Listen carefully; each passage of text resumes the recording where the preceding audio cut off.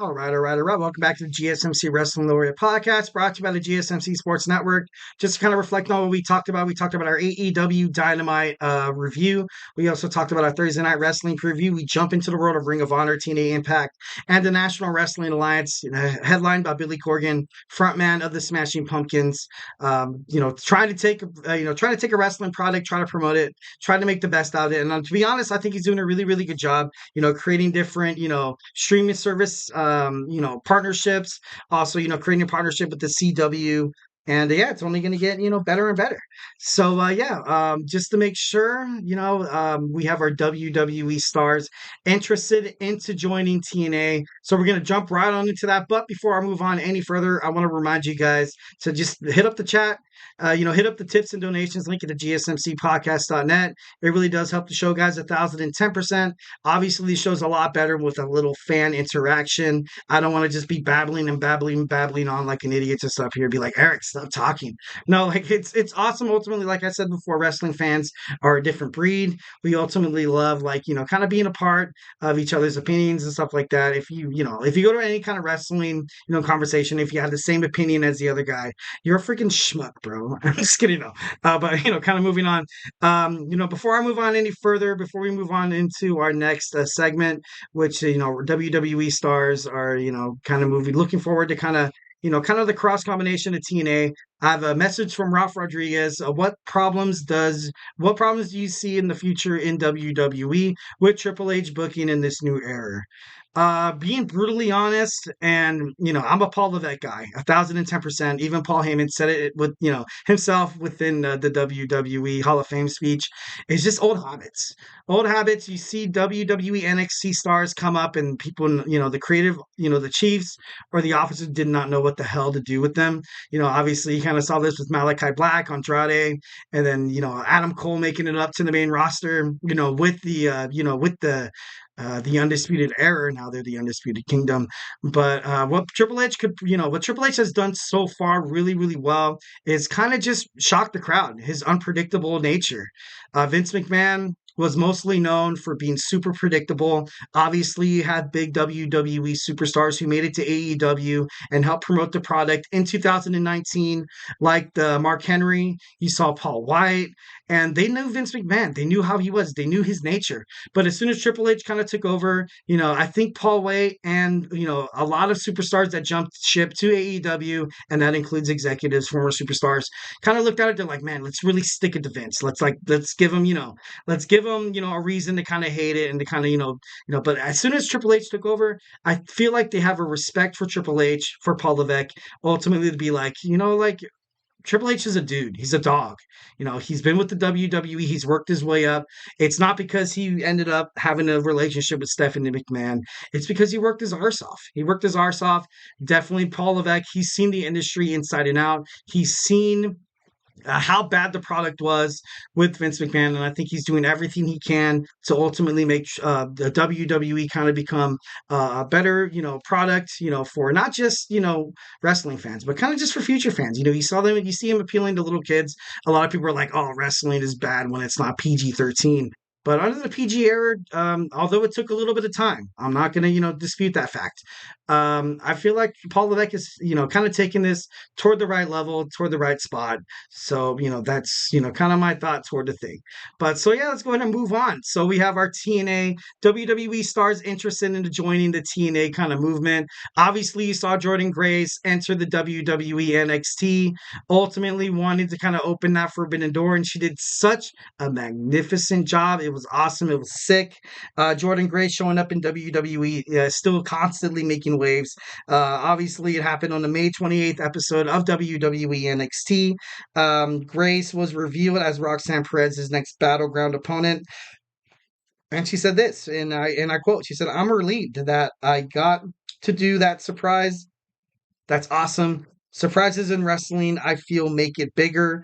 When no one expects it, I feel good. I feel excited. This is a huge thing for the wrestling world." And that's absolutely correct. What she thought was going to happen exactly happened. I watched it, and I watched obviously the recording, because when I record right now, I'm obviously with you guys, so I recorded it, and I swear to God, I never check TikTok, Instagram, or Facebook for updates, because I want to be genuine with you guys.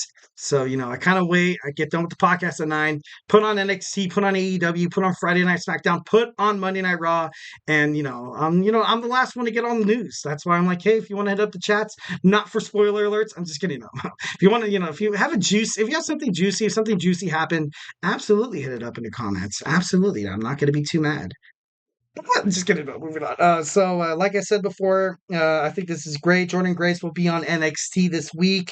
Natalia, earlier in this year, Natalia Neidhart of the Hart Foundation, earlier this year, made an offer to Jordan Grace to, like, dude, let's break open that forbidden door that's been closed for WWE and the WWF for so long. For so long. Just imagine if you had the opportunity for a WCW and a WWE during the Monday Night Wars, kind of like a collaboration there. That would be absolutely sick. Imagine seeing The Undertaker finally fight Sting. Imagine seeing Bill Goldberg finally fight Stone Cold Steve Austin. Like, that's just things that's like, as soon as WWF accumulated the WCW and the ECW, when Vince McMahon bought him out, and he just absolutely just like threw him to the dogs. I want to prove that the WWF, we bought you. You're our product. You're below us. And that's something that Vince McMahon should have never done. The WCW, the WWF would have been better as separate entities. Imagine if Shane McMahon never would have came on Monday Night Nitro. Imagine having two separate entities that nobody really knows that they are, kind of accumulated, kind of partnerships, and it just would have made things better.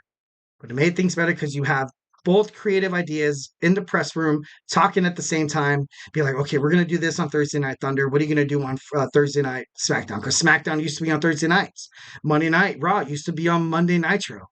But Eric Bischoff really didn't do, it's kind of a good job in terms of this, like, waking up that dragon, stroking Vince McMahon's ego, so to speak.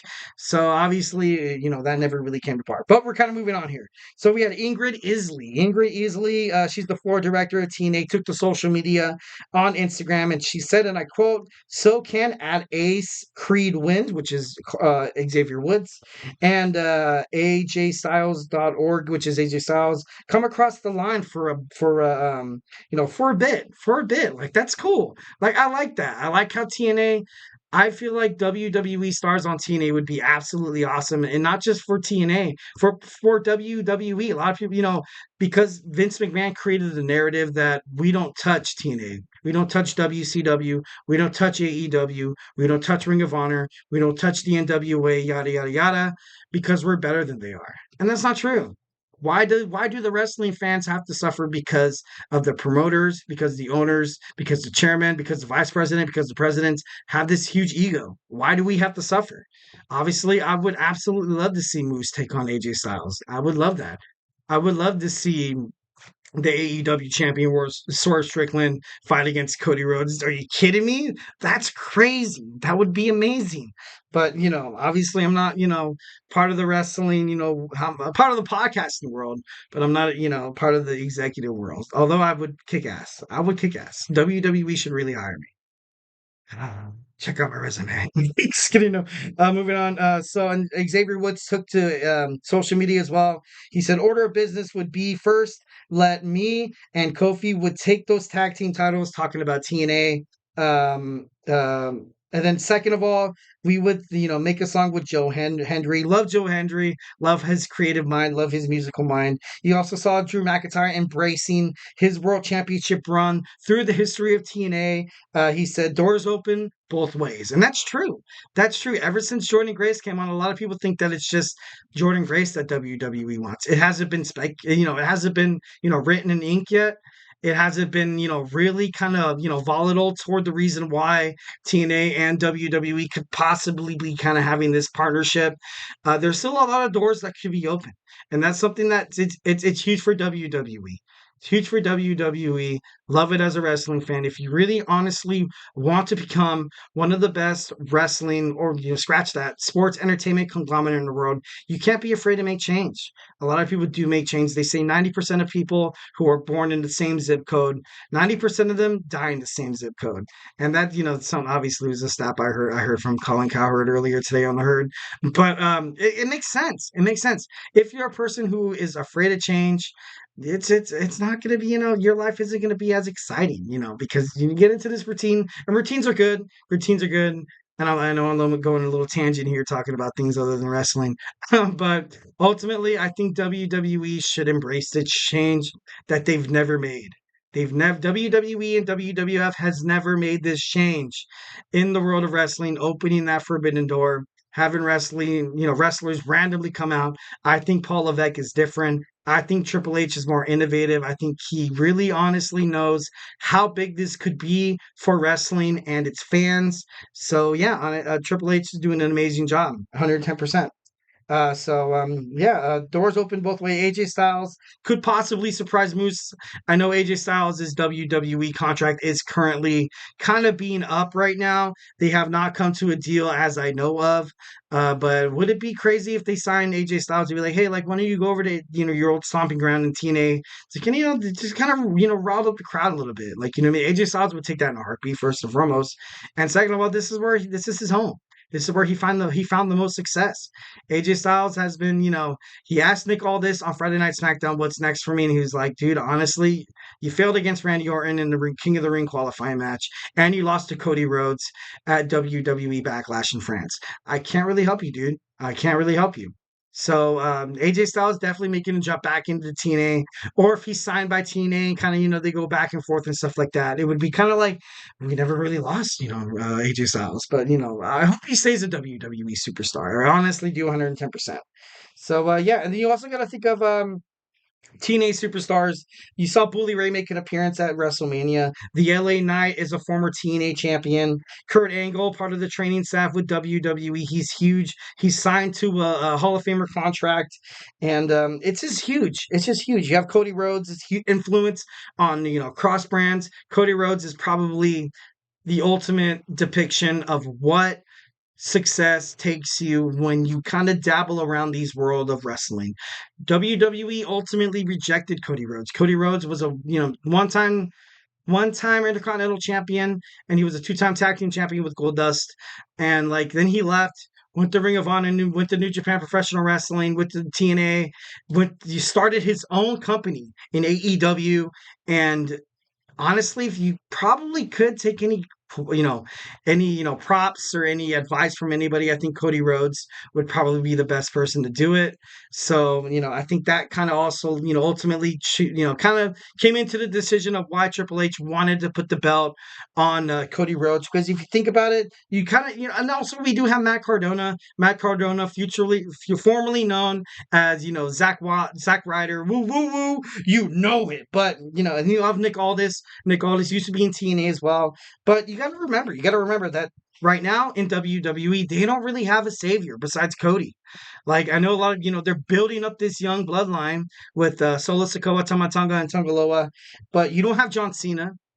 You don't have Roman Reigns. You don't have The Rock, and you don't have Brock Lesnar. So obviously, WWE is trying to do everything in their power to be kind of prominent in the professional wrestling industry, which is kind of a huge reason why I feel like they kind of reached out to TNA and be like, hey guys, like, essentially, we're not a struggling company, but the guy who had a huge ego and, talked down about you guys is gone. We can make this work. We can make this work for your wrestlers, for our wrestlers. We can just make business work. And that's something that wrestling of course, Vince McMahon and the WWF should have done for the longest time. But yeah, obviously, didn't really succumb to Earth. But yeah, we're rapidly running out of time. I always do this with my podcast, is because I love talking to you guys, love the fans, love my WWE wrestling laureates. I'm just kidding, no. Well, not that I don't love you, but like moving on. I like to jabber on like an idiot. So we're gonna move on to our fourth segment. We're gonna talk about Eric's World Cup greatest tag teams.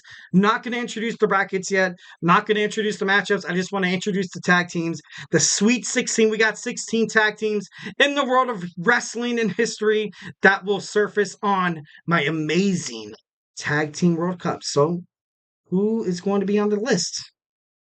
Take your guess.